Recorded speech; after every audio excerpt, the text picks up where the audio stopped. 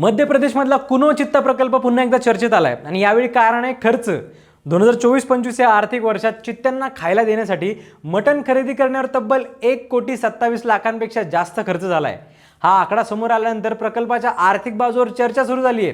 काय सगळं प्रकरण सांगतो, रील शेवटपर्यंत बघा। काँग्रेस आमदार मुकेश मल्होत्रा यांनी विधानसभेत प्रश्न विचारला होता की दरवर्षी चित्त्यांच्या खाद्यासाठी नक्की किती खर्च होतो आणि रोज किती शेळ्या दिल्या जातात।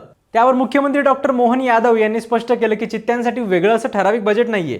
दररोज किती मांस द्यायचं याचं ठरलेलं मापदंड नाहीये। चित्त्याचं वय, आरोग्य आणि हालचाल यावर त्यांचं खाद्य ठरतं। सध्या कुनोमध्ये 32 चित्ते मोकळ्या जंगलात फिरतायत। चित्त्यांच्या हालचालींमुळे काही ठिकाणी प्रश्न निर्माण झालेत। राजस्थानच्या काही भागात चित्ते दिसल्याच्या घटना समोर आल्या आहेत। काही वेळा ते गावाच्या हद्दीत शिरून शेळ्या किंवा लहान जनावरांची शिकार करतात। अशा वेळी वन विभाग नुकसान भरपाई देतो आणि सतत मॉनिटरिंग करतो, असं सरकारचं म्हणणं आहे। हा प्रकल्प 2022 मध्ये सुरू झाला। नामिबियातून 8 चित्ते आणण्यात आले। त्यानंतर 2023 मध्ये दक्षिण आफ्रिकेतून 12 चित्ते आले। आता आणखी 8 चित्ते आफ्रिकेतून आणण्याची तयारी सुरू आहे। विशेष विमानाने त्यांना ग्वाल्हेर विमानतळावर आणलं जाईल आणि तिथूनच खास वाहनांनी कुनोमध्ये नेलं जाईल। नवीन चित्त्यांसाठी क्वारंटाईन एन्क्लोजर तयार करण्यात आलेत। साधारण 1 महिना या चित्त्यांचं आरोग्य तपासलं जाईल, त्यानंतरच त्यांना जंगलात सोडलं जाईल।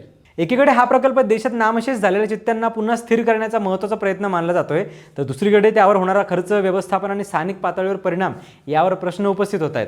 त्यामुळे कुनो चित्ता प्रकल्प हा फक्त आता वाईल्ड लाईफ कन्झर्वेशनचा मुद्दा राहिलेला नाहीये, तर तो आता आर्थिक आणि प्रशासनिक चर्चेचं केंद्र बनलाय। काय वाटतं तुम्हाला या विषयावर कमेंटमध्ये नक्की सांगा आणि फॉलो करा लगावबत्ती।